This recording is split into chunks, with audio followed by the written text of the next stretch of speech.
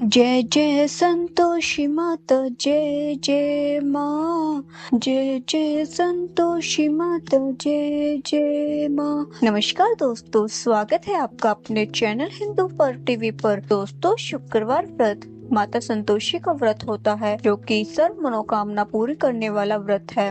इस व्रत को करने की विधि एवं कथा इस प्रकार से है। वीडियो को शुरू करने से पहले वीडियो को लाइक करें एंड चैनल को सब्सक्राइब करें। शुक्रवार व्रत की विधि। इस व्रत को करने वाला कथा कहते या सुनते समय हाथ में गुड़ व भुने हुए चने रखे। सुनने वाला संतोषी माता की जय, संतोषी माता की जय मुख से बोलते जाए। कथा समाप्त होने पर हाथ का गुड़ व चना गौ माता को खिलाए। कलश में रखा हुआ गुड़ व चना सबको प्रसाद के रूप में बांट दे। कथा से पहले कलश को जल से भरे, के ऊपर गुड़ व चने से भरा कटोरा रखे। कथा समाप्त होने और आरती होने के बाद कलश के जल को घर में सब जगह छिड़के और बचा हुआ जल व्रत के उद्यापन में 2.5 सेर खाजा, मोमनदार पूरी, खीर व चने का शाक नैवेद्य रखे। घी का दीपक जलाकर संतोषी माता की जय जयकार बोले और नारियल फोड़े। दिन घर में कोई खटाई न खाए और न आप खाए, न किसी दूसरे को खाने दे। इस दिन 8 लड़कों को भोजन कराए। देवर, जेठ, घर और कुटुंब के लड़के मिले हो तो दूसरे के लड़कों को नहीं बुलाना चाहिए। कुटुंब में मिले तो ब्राह्मण के या रिश्तेदारों या पड़ोसियों के लड़के को बुलाए। उन्हें खटाई की कोई भी वस्तु न दे तथा भोजन कराकर यथाशक्ति दक्षिणा दे। कथा। एक बुढ़िया थी, उसके 7 पुत्र थे। 6 कमाने वाले थे और 1 निकम्मा था। बुढ़िया माँ 6 पुत्रों की रसोई बनाती, भोजन कराती और पीछे से जो कुछ बचता तो सातवें को दे देती। परंतु वह बहुत भोला भाला था, मन में कुछ विचार नहीं करता था। एक दिन बहू से बोला, देखो मेरी माता का मुझ पर कितना प्यार है। वह बोली, क्यों नहीं, सबका जूठा बचा हुआ तुमको खिलाती है। वह बोला, भला ऐसा भी कहीं हो सकता है? मैं जब तक अपनी आंखों से न देखूं मान नहीं सकता। बहू ने हंसकर कहा, तुम देख लोगे तो तब मानोगे। कुछ दिन बाद बड़ा त्योहार आया। घर में 7 प्रकार के भोजन और चूरमा के लड्डू बने। जांचने को सिर दर्द का बहाना बनाकर पतला कपड़ा सिर पर ओढ़कर रसोई घर में सो गया और कपड़े में से सब देखता रहा। भाई भोजन करने आए। उसने देखा माँ ने उनके लिए सुंदर सुंदर आसन बिछाए हैं, 7 प्रकार की रसोई परोसी है। वह आग्रह करके जमाती है। वह देखता रहा। 6 भाई भोजन कर कर उठे तो तब माता ने उनकी जूठी थालियों में से लड्डुओं के टुकड़े को उठाया और एक लड्डू बनाया। जूठन साफ कर बुढ़िया माँ ने पुकारा, उठो बेटा, 6 भाई भोजन कर गए, अब तू ही बाकी है, उठ ना, कब खाएगा? वह कहने लगा, माँ मुझे भोजन नहीं करना, मैं परदेश जा रहा हूँ। माँ ने कहा, कल जाता हो तो आज ही जा। वह बोला, हाँ हाँ आज ही जा रहा हूँ। यह कहकर वह घर से निकल गया। चलते समय बहू की याद आ गई। वह गौशाला में उपले थाप रही थी। वही जाकर उससे बोला, हम जावे परदेश को आवेगा कुछ काल, तुम रहिए संतेश से धर्म आपनो पाल। वह बोली, जाओ पिया आनंद से हमरू सोच हटाए, राम भरोसे हम रहे ईश्वर तुम्हें सहाय। देख निशानी आपकी देख धरु मैं धीर, सुधी हमरी मति बिसारियो रखियो मन गंभीर। वह बोला, मेरे पास तो कुछ नहीं है, यह अंगूठी है सो ले और अपनी कुछ निशानी मुझे दे। वह बोली, मेरे पास क्या है, यह गोबर भरा हाथ है। यह कहकर उसकी पीठ में गोबर के हाथ की थाप मार दी। वह चल दिया। चलते चलते दूर देश में पहुंचा। वहां एक साहूकार की दुकान थी। वहां जाकर कहने लगा, भाई मुझे नौकरी पर रख लो। साहूकार को जरूरत थी। बोला, रह जा। लड़के ने पूछा, तनख्वाह क्या दोगे? साहूकार ने कहा, काम देखकर दाम मिलेंगे। साहूकार की नौकरी मिली। वह सवेरे 7 बजे से रात तक नौकरी बजाने लगा। कुछ दिनों में दुकान का सारा लेन देन, हिसाब किताब, ग्राहकों को माल बेचना, सारा काम करने लगा। साहूकार के 7-8 नौकर थे। वे सब चक्कर खाने लगे कि यह तो बहुत होशियार बन गया है। सेठ ने भी काम देखा और 3 महीने में उसे आधे मुनाफे का साझेदार बना लिया। वह 12 वर्ष में ही नामी सेठ बन गया और मालिक सारा कारोबार उस पर छोड़कर बाहर चला गया। अब बहू पर क्या बीती सो सुनो। सास ससुर उसे दुख देने लगे। सारी गृहस्थी का काम करके उसे लकड़ी लेने जंगल में भेजते। इस बीच घर की रोटियां के आटे से जो भूसी निकलती, उसकी रोटी बनाकर रख दी जाती और फूटे नारियल के खोपरे में पानी। इस तरह बीतते रहे। एक दिन वह लकड़ी लेने जा रही थी कि रास्ते में बहुत सी स्त्रियां संतोषी माता का व्रत करती दिखाई दी। वहां वह खड़ी होकर कथा सुनने लगी और बोली, बहनों, यह तुम किस देवता का व्रत करती हो और इसके करने से क्या फल मिलता है? इस व्रत के करने की क्या विधि है? यदि तुम अपने व्रत का विधान मुझे समझाकर कहोगी तो मैं तुम्हारा एहसान मानूंगी। तब उनमें से एक स्त्री बोली, सुनो, यह संतोषी माता का व्रत है। इसके करने से निर्धनता, दरिद्रता का नाश होता है और लक्ष्मी आती है। मन की चिंताएं दूर होती है। घर में होने से मन को प्रसन्नता और शांति मिलती है। पुत्र को पुत्र मिलता है। प्रीतम बाहर हो तो जल्दी आ जाता है। कुंवारी कन्याओं को मनपसंद वर मिले। राजद्वारी में बहुत दिनों से मुकदमा चलता है तो खत्म हो जाए। सब तरह सुख शांति हो। घर में धन जमा हो। पैसा जायदाद का लाभ हो। रोग दूर हो जाए और जो कुछ मन में कामना हो वह सब इस संतोषी माता की कृपा से पूरी हो जाए, इसमें संदेह नहीं है। पूछने लगी, यह व्रत कैसे किया जाए, यह भी बताओ तो बड़ी कृपा होगी। स्त्री कहने लगी, 1.25 रुपये का गुड़ व चना लेना। इच्छा हो तो 5.25 रुपये का लेना या 11.25 रुपये का सूलियत के अनुसार लेना। बिना किसी परेशानी के श्रद्धा और प्रेम से जितना बन सके सवाया लेना। हर शुक्रवार को निराहार रहकर कथा कहना और सुनना। इसके बीच कर्म टूटे नहीं। लगातार नियम पालन करना। सुनने वाला कोई न मिले तो घी का दीपक जला उसके आगे जल के पात्र को रखकर कथा कहना, परंतु नियम न टूटे। जब तक कार्य सिद्ध न हो नियम पालन करना और कार्य सिद्ध होने पर ही व्रत का उद्यापन करना। 3 मास में माता फल पूरा करती है। यदि किसी के खोटे ग्रह हो तो भी माता 1 वर्ष में अवश्य कार्य को सिद्ध करती है। कार्य सिद्ध होने पर ही उद्यापन करना चाहिए, बीच में नहीं करना चाहिए। उद्यापन में 2.5 सेर आटे का खाजा और इसी प्रमाण से खीर तथा चने का साग करना। 8 लड़कों को भोजन कराना। जहाँ तक मिले देवर, जेठ, भाई, बंधु, कुटुंब के लड़के लेना। न मिले तो रिश्तेदार और पड़ोसियों के लड़के को बुलाना, उन्हें भोजन कराना। यथाशक्ति दक्षिणा दे। माता का नियम पूरा करना। उस दिन घर में कोई भी खटाई न खाए। यह सुनकर बुढ़िया के लड़के की बहू चल दी। रास्ते में लकड़ी के बोझ को बेच दिया और उन पैसों से गुड़ और चना ले माता के व्रत की तैयारी कर आगे चली और सामने मंदिर देख पूछने लगी, यह मंदिर किसका है? सब कहने लगे, संतोषी माता का मंदिर है। यह सुन माता के मंदिर में जा माता के चरणों में लौटने लगी। दिन होकर विनती करने लगी, माँ, मैं निपट मूर्ख हूँ, व्रत के नियम कुछ नहीं जानती, मैं बहुत दुखी हूँ। हे माता जगजननी, मेरा दुख दूर कर, मैं तेरी शरण में हूँ। माता को दया आई। एक शुक्रवार बीता कि दूसरे शुक्रवार को ही उसके पति का पत्र आया और तीसरे को उसका भेजा हुआ पैसा भी आ पहुंचा। यह देख जेठानी मुंह सिकोड़ने लगी, इतने दिनों में पैसा आया, इसमें क्या बड़ाई है? लड़के ताने देने लगे। काकी के पास अब पत्र आने लगे, रुपया आने लगा। अब तो काकी की खातिर बढ़ेगी, अब तो काकी बुलाने से भी नहीं आएगी। बेचारी सरलता से कहती, भैया पत्र आया, रुपया आया तो हम सबके लिए अच्छा है। ऐसा कहकर आंखों में आंसू भरकर संतोषी माता के मंदिर में आ मातेश्वरी के चरणों में गिरकर रोने लगी। माँ, मैंने तुमसे रुपया पैसा नहीं मांगा, मुझे पैसे से क्या काम है? मुझे तो अपने सुहाग से काम है। मैं तो अपने स्वामी के दर्शन और सेवा मांगती हूँ।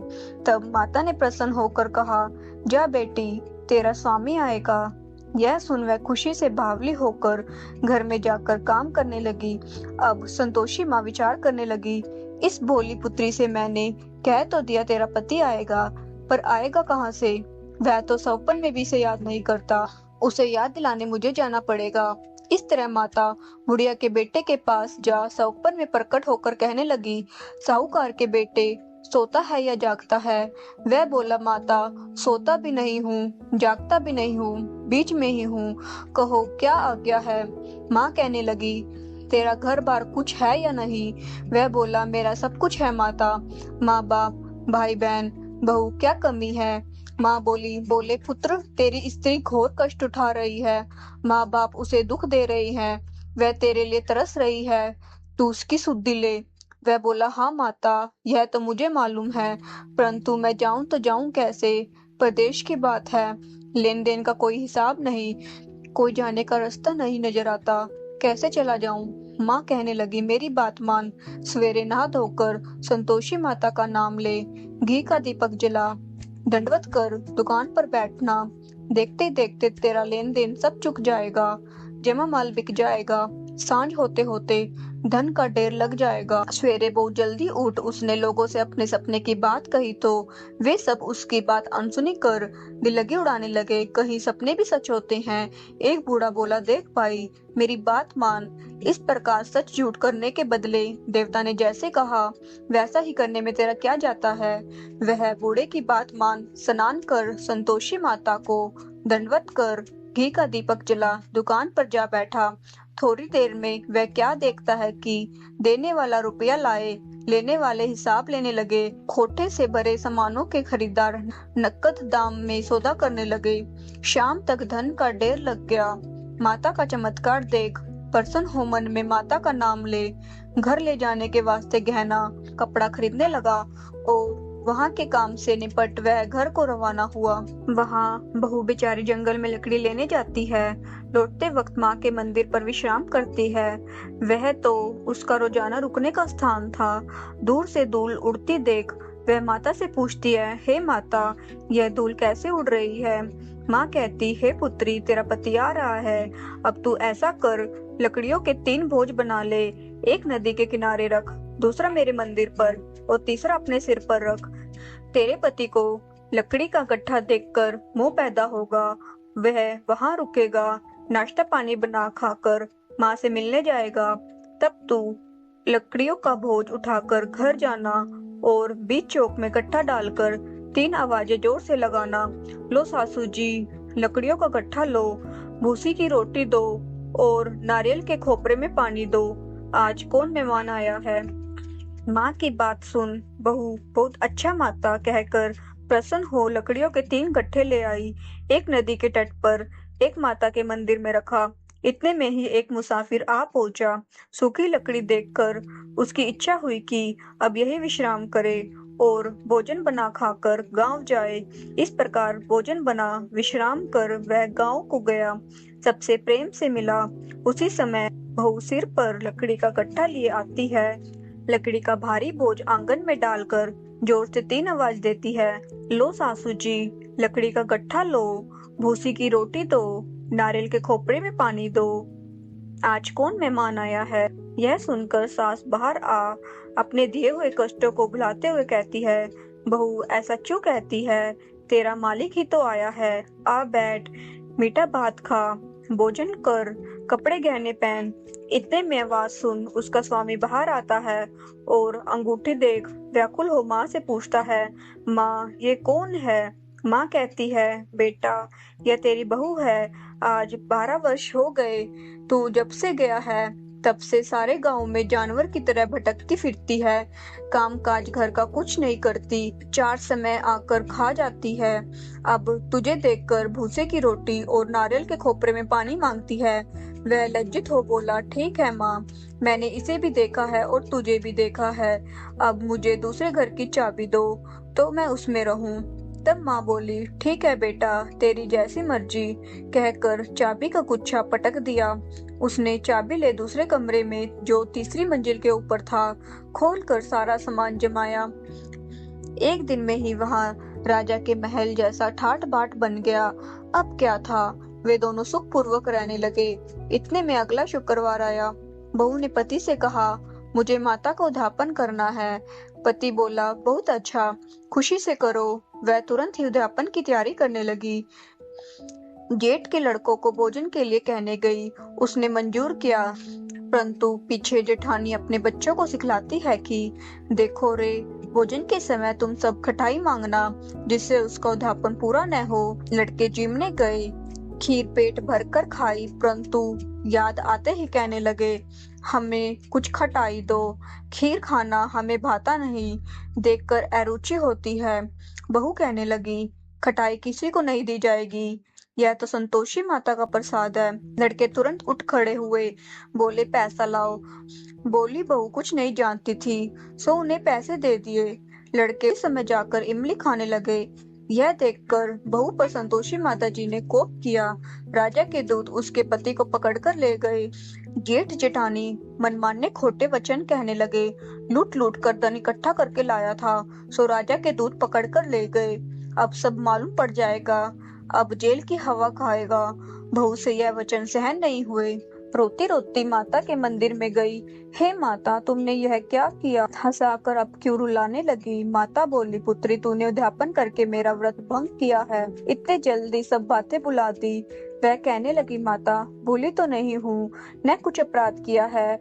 मुझे तो लड़कों ने भूल में डाल दिया, मैंने भूल से उन्हें पैसे दे दिए, मुझे क्षमा कर दो माँ। माँ बोली, ऐसी भी कई भूल होती है।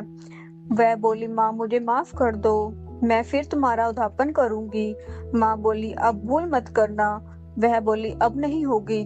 माँ, अब बतलाओ वह कैसे आएंगे? माँ बोली, जा पुत्री, तेरा पति तुझे रास्ते में ही आता मिलेगा। वह घर को चली। रास्ते में पति आता मिला। उसने पूछा, तुम कहाँ गए थे?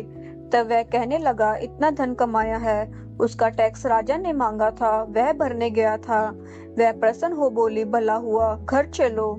कुछ दिन बाद फिर शुक्रवार आया। वह बोली, मुझे माता को उद्यापन करना है। पति ने कहा, करो। वह फिर जेठ के लड़कों से भोजन को कहने गई। जेठानी ने तो एक दो बातें सुनाई और लड़कों को सिखा दिया कि तुम पहले ही खटाई मांगना। लड़के कहने लगे, हमें खीर खाना नहीं भाता, जी बिगड़ता है, कुछ खटाई खाने को दो। वह बोली, खटाई खाने को नहीं मिलेगी, आना है तो आओ। वह ब्राह्मण के लड़के को ला भोजन कराने लगी। यथाशक्ति दक्षिणा की जगह एक एक फल उन्हें दिया। इससे संतोषी माता प्रसन्न हुई। माता की कृपा होते ही नवे माउस को चंद्रमा के समान सुंदर पुत्र प्राप्त हुआ। वह पुत्र को लेकर प्रतिदिन माता जी के मंदिर में जाने लगी। माता ने सोचा कि यह रोज आती है, आज क्यों न मैं ही इसके घर चलूं, इसका आसरा देखूं तो सही। यह विचार कर माता ने भयानक रूप बनाया। गुड़ और चने से सना मुख, ऊपर सूंड के समान होठ, पर मक्खियां भिन भिना रही थी। दहलीज में पांव रखते ही उसकी सास चिल्लाई, देखो रे, कोई चुड़ैल डाकिन चली आ रही है, लड़कों इसे भगाओ नहीं तो किसी को खा जाएगी। लड़के डराने लगे और चिल्लाकर खिड़की बंद करने लगे। छोटी बहू रोशनदान में से देख रही थी। बसंता से पगली होकर चिल्लाने लगी, आज मेरी माताजी मेरे घर आई है। यह कहकर बच्चे को दूध पिलाने से हटाती है। इतने में सास का क्रोध फूट पड़ा। इसे देखकर कैसे उतावली होती हुई जो बच्चे को पटक दिया। इतने में माता के प्रताप से जहां देखो वही लड़के ही लड़के नजर आने लगे। वह बोली, माँ जी, मैं जिनका व्रत करती हूँ यह वही संतोषी माता है। इतना कह झट से सारे घर के किवाड़ खोल देती है। सबने माता के चरण पकड़ लिए और विनती कर कहने लगे, हे माता, हम मूर्ख हैं, हम अज्ञानी हैं और पापी हैं। तुम्हारे व्रत की विधि विधान हम नहीं जानते। तुम्हारा व्रत भंग कर हमने बहुत ही बड़ा अपराध किया है। हे माता, आप हमारा अपराध क्षमा करें। इस प्रकार माता प्रसन्न हुई। माता ने बहू को जैसा फल दिया वैसा सबको दे, जो पड़े उसका मनोरथ पूर्ण करो। बोलो संतोषी माता की जय।